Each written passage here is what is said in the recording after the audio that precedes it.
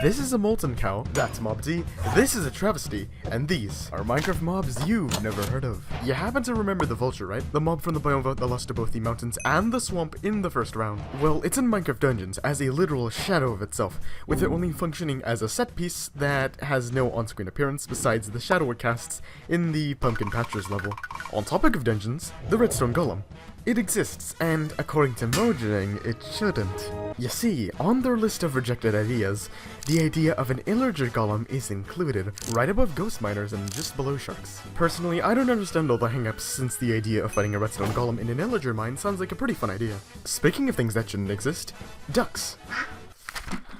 Oh, wait, oh, it's mobs, not things. Okay. You see, ducks are pets within Minecraft Dungeons, yet according to the same list barring Illager golems, ducks do not belong in Minecraft. Also within Dungeons at one point in history was the web spider, which fleetingly existed in a few betas as a texture file and nothing much else. The strangest thing about them is the fact that they have seemed to use the hedge spider texture from Twilight Forest. Minecraft Earth had an entire roster of mobs that were released but are now gone due to the game being closed down. But there was also an entire roster of mobs that weren't even added to the game. Like, did you know there was going to be a mossy sheep, zombified rabbit, and even a pink moobloom?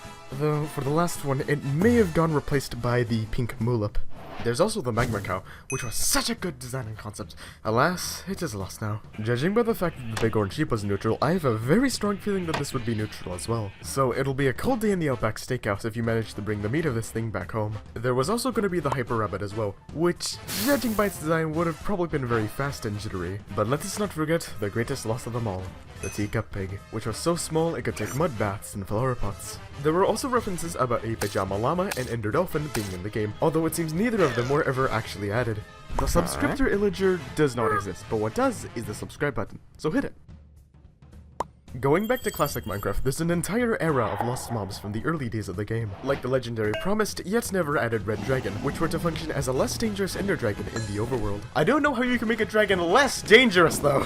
Or perhaps the curious pigman, which was to originally function like the villager, with the added benefit of them also working as bodyguards. Ultimately, they did make it into the game in the form of the piglin, so that's a victory for them I guess. Let's just hope they enjoy their rather short lifespans. Those two aside, there's an entire family of lost mobs consisting of Steve, Black Steve, Rana, and Beast Boy.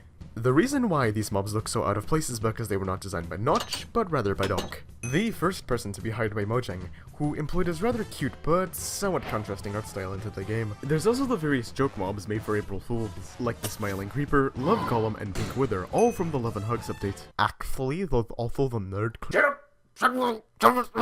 Then there's the rather bizarre pony and horse, which are just retextured pigs and cows.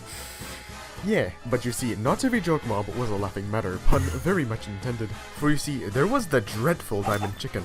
The diamond chicken would seem helpful at first, laying eggs of lapis and diamond, but at the drop of a hat, could just explode. More annoying than anything else is the redstone bug, a multicolored silverfish retexture which would spawn around high-strength redstone machinery, much to the annoyance of the human race. On topic of retextured silverfish, the endermite was not always the purple tic-tac we all loathe and forget, but at one point was just a purple silverfish. There were also the various vote-related mobs, like Mob D, the Wildfire, and Mob A, the Barnacle, which were tragically going to be added to the Hidden Depths and Flames of the Nether DLCs for Minecraft Dungeons. Ultimately, while the Barnacle sunk into the deep, the Wildfire made a glorious return in the Luminous Nights DLC, and functioned as a rather tricky mini-boss armed with a shield that would summon blazes. Honestly, I'd say the Barnacle would more likely be a trap or set decoration than a regular mob if it was to be added to Minecraft Dungeons. As for Mob D, the Great Hunger, it's been collecting dust.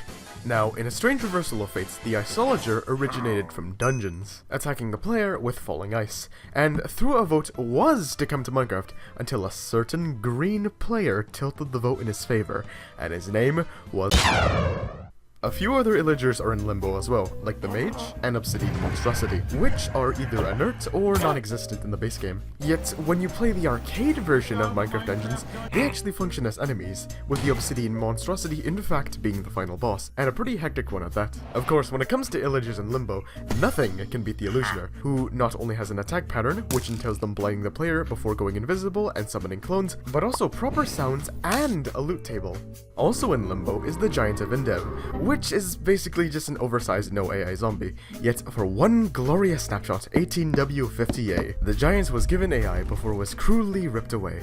It would deal more damage than a regular zombie, with it being able to one-shot a player, and in fact could chase them as well. Honestly, if these things just spawned in mountains every now and then, I would be very much up for that actually. Another undead in Limbo is the zombie horse, which not only has a spawn egg but custom sounds as well, yet still has not been implemented either. And finally, there is the killer bunny, which was originally a rare 1 in 1000 spawn that will replace rabbits. They were removed from regular spawns because, according to Jeb, it was an overused joke and somewhat of a random death event. To make them a little bit more fair, maybe they could spawn around woodland mansions, sort of like an attack dog that deals more damage than an unarmed brute. Now, returning to vote-related mobs and or the failures of democracy, meerkats, my beloved ostriches, the glare, the copper golem, and the moobloom were all possible candidates for Minecraft. From what we've seen, the glare was intended to notify the player about spots where hostile mobs could spawn, alongside lighting up those dark spots, which, by the way, was only told until like 5 minutes before the vote. Truly, the glare was a victim of an assassination before the election. Meanwhile, the copper golem would walk around pressing copper buttons whilst oxidizing over time. Meerkats and ostriches are a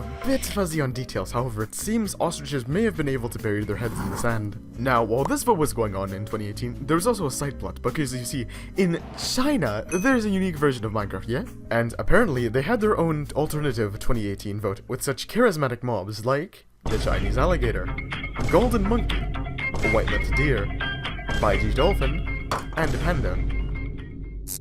The panda won the vote, resulting in them being added in 1.14, and that is such a shame since pandas are actually useless. Like, what do they do beyond just like rolling off into the abyss every now and then? I would kill for an alligator, and an alligator would kill me. Which, by the way, are canonical since they do show up in a painting in Minecraft Dungeons. Huge alligator update confirmed?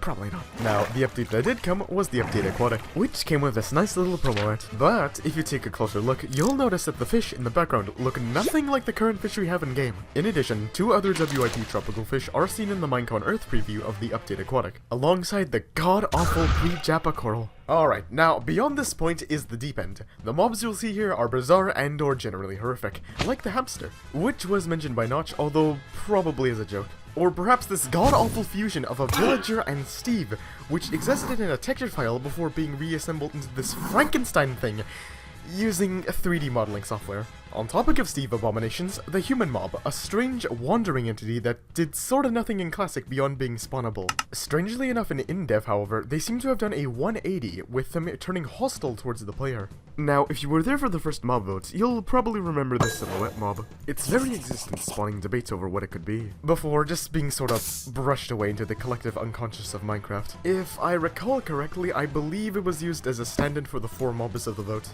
Within the darkest crevice of YouTube exists a single video, Minecraft MD3 Test. A surreal video showing a series of high-res models attacking the player, likely Nosh himself. This video disturbs me on a fundamental level. Long story short, this is a demonstration of the use of the MD3 file format for mobs, creating this. Mercifully, this idea is lost, and I am thankful. There's also fireflies.